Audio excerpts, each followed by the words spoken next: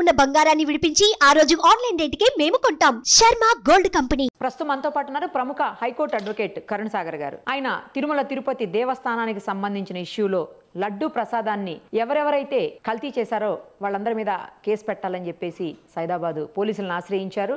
అందులో ex CM Jaganmohan Reddy గారితో పాటు అప్పటి టీటీడీ బోర్డు మెంబర్సు, చైర్మన్ అందరి మీద కూడా కేసు నమోదు చేశారు ఆయన. దీనికి సంబంధించి మరింత సమాచారాన్ని ఆయన అడిగి తెలుసుకుందాం. నమస్తే అండి కరుణ్ సాగర్ గారు.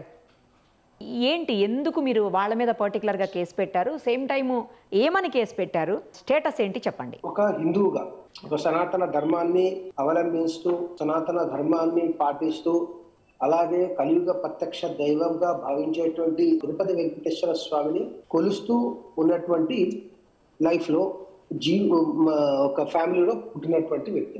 చిన్నప్పటి నుంచి కూడా తల్లిదండ్రులతో పాటు పెద్దయిన తర్వాత పెళ్ళైన తర్వాత పిల్లలతో పాటు ఫ్యామిలీతో పాటు ఫ్రెండ్స్ తో పాటు వెళ్ళి వస్తుంటాం. అక్కడ వెళ్ళొచ్చి అక్కడ ప్రసాదాన్ని చాలా పవిత్రంగాతో దాన్ని చూస్తుంటాము. కింద పడ్డా కళ్ళకు అదుకొని తింటాము. దాన్ని తీసుకొచ్చి వేరే వాళ్ళకు పంచుతాం. అంతటి కనెక్షన్ ఉంటుంది మన మనోభావాలు దాన్ని అంత పవిత్రంగా చూస్తుంది.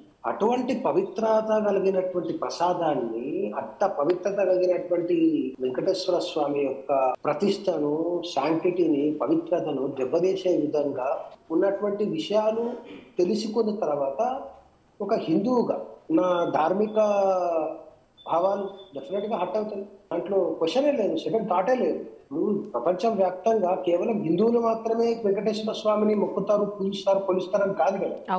అనేక దేశాలకు సంబంధించినటువంటి అనేక మత పంతులను అవలంబించేటువంటి వారు కూడా వెంకటేశ్వర స్వామి దగ్గరికి వస్తారు. మీరు టూరిస్టు చాలా మంది టూరిస్టులు వస్తారు. అది హిందువుల విషయమే కాదు, చాలా ప్రపంచంలో చాలా మందికి సంబంధించినటువంటి విషయం. 20th రోజు నాకు నాలెడ్జ్కి ఏమొచ్చిందంటే, ఒక గుజరాత్ బేస్డ్ ప్రైవేట్ ల్యాబొరేటరీలో తిరుపతి ప్రసాదంలో వాడేటువంటి నెయ్యి శాంపుల్స్ టెస్ట్ చేస్తే ఆ నెయ్యి శాంపుల్స్ లో బీఫ్ టాలీ, ఫిష్ ఆయిల్ మరియు పోర్క్ ఆయిల్ అని తెలిసి ఉన్నది, ప్రజెన్స్ ఉందని చెప్పి మనం పవిత్రంగా భావించి దేవుడికి సమర్పించి మనకు ప్రసాదంగా ఇచ్చేటువంటి దాంట్లో ఆ రకమైనటువంటి పశువుల కలేబరాల నుంచి తీసినటువంటి ఆయిల్ని మనకు ప్రసాదంలో తయారీకి వాడిందంటే ఒక హిందువుగా మీ మనోభావాలు దెబ్బతిన్నా.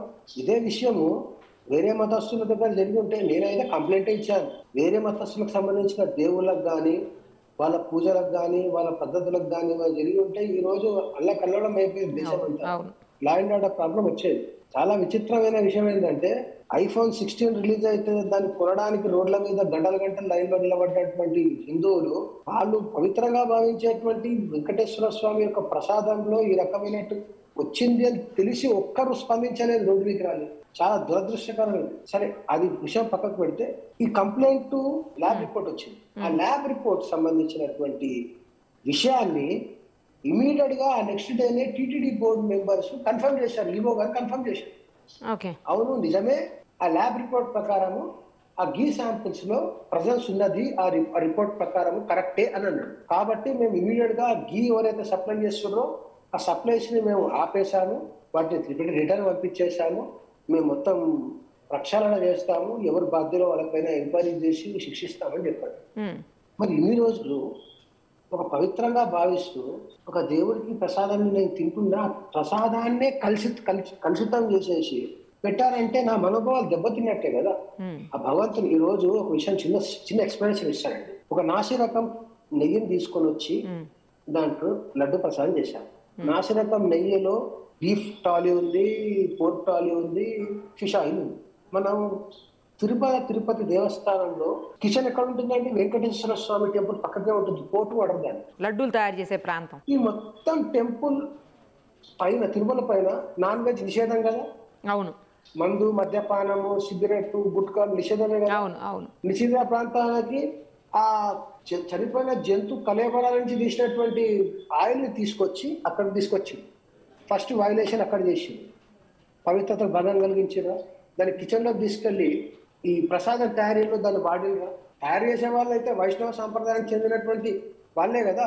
వాళ్ళ చేత ఒక నాన్ వెజ్ కి సంబంధించినటువంటి ఒక ఆయిల్ తో వాళ్ళ చేతికి అంటినట్టే కదా. అదే ప్రసాదాన్ని తీసుకుపోయి భగవంతునికి సమర్పించారు కదా. ఆ సమర్పించిందే ప్రసాదం అని చెప్పి మనకు పంచిరు కదా. ఇంత పవిత్రమైనటువంటి ప్లేస్ ను అపవిత్రం చేయడమే కాకుండా ఆ అపవిత్రపు ఆయిల్ గీతోటి వాడినటువంటి ప్రసాదాన్ని దేవునికి సమర్పించి మనకి ఇస్తే మనం దాన్ని పవిత్రంగా భావించి తింటే ఈ రోజు నేను మాంసాహార హిందువులు, చాలా మంది శాకాహారాన్ని తిరుగుతారు. వాళ్ళ ఎంత నిష్టలతో అయితే వాళ్ళు శాకాహారాన్ని పాటిస్తున్నారో వాళ్ళ నిష్టను భంగం కలిగించినట్టే కదా ఈరోజు. మరి ఇన్ని తప్పులు జరిగితే ఇంత పవిత్రమైన ప్లేసెస్ ని, ప్రసాదాలను, దేవుని గుడిని, ఆ ప్రాంతాన్ని అపవిత్రం చేసినటువంటి ఇంత పెద్ద పని జరిగితే కంప్లైంట్ ఎందుకు ఇవ్వద్దు? కంప్లైంట్ ఇవ్వాల్సిందే ఈ విషయంలో. ఇది డెఫినెట్ గా నా యొక్క మనోభావాలే కాకుండా హిందువుగా యావత్ భారతదేశంలో ఉంటే హిందువులు మనోభావాలు దెబ్బతీయించినట్టే, అలాగే ఆ భగవంతుని పవిత్రతను దెబ్బతీయడమే ఆ ప్రసాదం పవిత్రతను కూడా దెబ్బతీయడం. మనము టీవీలో చాలాసార్లు చూసామండి. ప్రెసిడెంట్ ఆఫ్ ఇండియా వస్తారు, వైస్ ప్రెసిడెంట్ ఆఫ్ ఇండియా వస్తారు, తిరుమలకు ప్రైమ్ మినిస్టర్ వస్తారు, అనేక కౌన్సిల్ ఆఫ్ మినిస్టర్స్, స్టేట్ గవర్నర్లు వస్తారు, చీఫ్ జస్టిస్ ఆఫ్ ఇండియా నుంచి అనేక రకమైన జడ్జిలు వెళ్తారు. అందరూ కూడా పవిత్ర భావంగానే వెళ్తారు కదా. ఇప్పుడు ఈ రోజు మీరు ఆ నాశనకమైనటువంటి గీతో ఉన్నటువంటి అవన్నీ ఏదైతే కలేబరాలు చేసినటువంటి కొవ్వును దాంట్లో ఉందంటే వాళ్ళందరికీ అవన్నీ తినిపించినట్టే కదా. ప్రధానమంత్రి గారు తిరుమలకు వచ్చారు. తిరుమలకి ఆయనకు వచ్చినప్పుడు ఆయనకు శాల్వాతో సత్కరించి దేవుడి ప్రసాదంగా లడ్డూనే ఇచ్చారు కదా. దాంట్లో కూడా అది ప్రజెంట్ ఉన్నట్టే కదా, ఇదంతా జరిగినట్టే కదా. ఈ ల్యాబ్ ప్రకారం టీటీడీ బోర్డు చైర్మన్ కన్ఫర్మ్ చేస్తే ఇప్పుడు ఎవరిని నమ్ముతామండి? ఎవరో బయట వాళ్ళు వచ్చి చెప్తే నమ్మలేం కదా.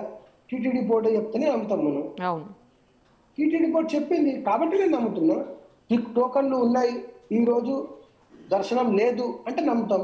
దర్శనం ఉంది ఈ రోజు అంటే నమ్ముతాం. అవును, ఆ లడ్డూలో జంతు కళాపాలకు సంబంధించినటువంటి కొవ్వును ఆ గీలో వేయడము, ఆ గీతోటి ప్రసాదం తయారు చేశారు, మొత్తం అపవిత్రమైంది కాబట్టి సంప్రోక్షణ చేస్తున్నామని చెప్పారు. కాబట్టి నమ్మినామండి, నమ్మి కంప్లైంట్ ఇచ్చాం. తప్పే ఉంటాను. అంటే చాలా మంది క్వశ్చన్ చేస్తున్నారు, అట్లా కంప్లైంట్ ఇస్తారు, పొలిటికల్ గా ఎవరో చీఫ్ మినిస్టర్ స్టేట్మెంట్ ఇచ్చిన తర్వాత కంప్లైంట్ ఇస్తారంటే నేను చీఫ్ మినిస్టర్ని ఎక్కడ కోట్ చేయలేదు దీంట్లో నా కంప్లైంట్. నేను సోషల్ మీడియాలో చూసినటువంటి ల్యాబ్ రిపోర్ట్ ఇక్కడ పెట్టాను నేను. ల్యాబ్ రిపోర్ట్ ఎన్డీడీబీ కాఫ్ లిమిటెడ్ వాడు ఇచ్చినటువంటి రిపోర్ట్, దాన్నే తిరుపతి దేవస్థానం బోర్డు కన్ఫర్మ్ చేసింది. ఈవో గారు స్టేట్మెంట్ ఇచ్చారు. నా దగ్గర మొత్తం ట్విట్టర్ లో చూడండి, టీటీడీ దేవస్థానంది మొత్తం కన్ఫర్మ్ చేశారు, రిపోర్ట్స్ పెట్టారు.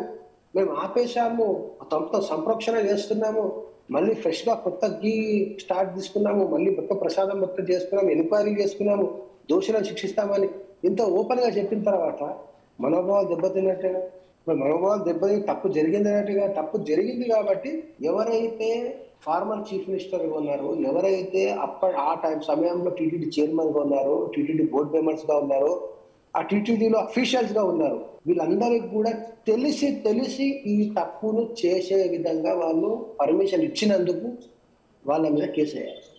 తెలుసు నాశరకం అని చెప్పి తెలిసినాక ఎందుకు అలవ్ చేసినావు? నీ జోబుల నుంచి డబ్బులు ఇచ్చి నువ్వైతే నెయ్యి తెస్తలేవు కదా. భక్తులు దేవుని మీద నమ్మకంతో హుండీలో వచ్చే డబ్బులు కానుకలనే మీరు ఆ దాని డబ్బులతో తీసుకొస్తున్నారు కదా. ఎవరు జోబుతో తీసుకుంటారు. ఇంకా పైగా భక్తులు కానుకలుగా వేసే డబ్బుల నుంచే మీరు హానోరేరియం తీసుకుంటారు. టీటీడీ చైర్మన్ కానీ, బోర్డు మెంబర్స్ కానీ, అఫీషియల్స్ అందరూ జీతాలు తీసుకుంటారు. భక్తుల జీతాలు, భక్తుల డొనేషన్స్, కానుకలతోటి మీరు చేయాల్సిన సర్వీస్ చేయకుండా దాంట్లో ఇంకా ఏదో కలుషితమైనటువంటి నెయ్యిని తీసుకొచ్చి కలిపింది కాకుండా అపవిత్రం చేసి అపవిత్రంతో తయారు చేసినటువంటి ప్రసాదాన్ని తీసుకుపోయి దేవునికి నైవేద్యంగా పెట్టి దాన్నే మాకు ప్రసాదంగా పంచడం ఎంత పెద్ద తప్పండి. ఇప్పుడు ఎవరెవరి మీద పెట్టారండి కేసు మీరు? నేను అప్పటి ఫార్మా సీఎం జగన్మోహన్ రెడ్డి గారి పైన ఈ సంఘటన జరిగినప్పుడు ఎవరు టీటీడీ చైర్మన్ ఉంటే వారు, ఎవరు బోర్డు మెంబర్స్ ఉంటే వారు, ఆ బోర్డు మెంబర్స్ తర్వాత అఫీషియల్స్ ఎవరైతే ఉంటారు, ఈఓలు కానీ, డిప్యూటీ ఈఓలు కానీ, అడిషనల్ ఈఓలు కానీ, ఎవరైనా సరే దీనికి సంబంధించినటువంటి డిసిజన్ మేకింగ్ లో, ఇంప్లిమెంటేషన్ ఎవరు అందరి మీద కేసులు బుక్ చేయాల్సిందే. ఎక్కడండి కంప్లైంట్ చేశారు? హైదరాబాద్ పోలీస్ స్టేషన్ లో ఇవ్వడం జరిగింది. మా రెసిడెన్స్ ఉన్నటువంటి లోకల్ నుంచి వస్తుంది కాబట్టి అక్కడే ఇచ్చాము. పోలీసు వారు దానిపైన లీగల్ ఒపీనియన్ కోసం పంపామని చెప్పారు. వాళ్ళ రిప్లై కోసం వెయిట్ చేస్తున్నాము. ఇప్పుడు ఒక చిన్న ఉదాహరణ చెప్తాను. ఒక బ్యాంక్ మేనేజర్ ఉంటాడు, కింద అసిస్టెంట్ బ్యాంక్ మేనేజర్ అందరూ ఉంటారు. ఒక లోన్ అప్లై చేసి ఫ్రాడ్ ప్లే చేసి లోన్ తీసుకుంటే ఎవరి మీద యాక్షన్ తీసుకుంటారండి? శాంక్షన్ చేసిన అథారిటీతో సహా తీసుకున్న వారికి అందరికి చేస్తున్నారు. అవును, ఇది కూడా అంతే. తప్పు జరిగిందని కన్ఫర్మ్ అయిపోయిందాక కంప్లైంట్ ఇచ్చాం.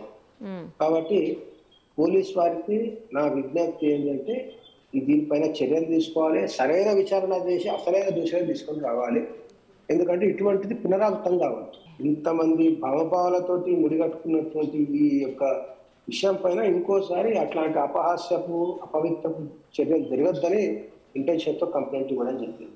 కేసు స్టేటస్ ఏంటండి? పోలీస్ వాళ్ళు నాకు ఇచ్చిన అప్డేట్ ప్రకారం కంప్లైంట్ ను లీగల్ ఒపీనియన్ పంపడం జరిగింది. లీగల్ ఒపీనియన్ లో వాళ్ళకు ఏ రకమైన ఒపీనియన్స్ దాన్ని బట్టి వాళ్ళు చేయాలి. మీరు ఇందాక చెప్పినట్లు కలియుగ ప్రత్యక్ష దైవం అయినటువంటి వెంకటేశ్వర స్వామి అందరికీ దైవం. ఇది మా జిల్లాకి, మా రాష్ట్రానికి, మా దేశానికి అనుకోవడానికి లేదు. ప్రపంచవ్యాప్తంగా ఉన్నారు ఆయనకు భక్తులు. కంప్లైంట్ చేయడంలో తప్పు లేదు. ఖచ్చితంగా దీనికి ఒక పరిష్కారం కనుగొనబడి ఎవరైతే నిజంగా తప్పు చేశారో వాళ్ళు శిక్షించబడాలని కోరుకుందామండి. Thank you so much. Suman టీవీలో మీ పర్సనల్ అండ్ బిజినెస్ ప్రమోషన్స్ కోసం కింది నెంబర్కి కాంటాక్ట్ చేయండి.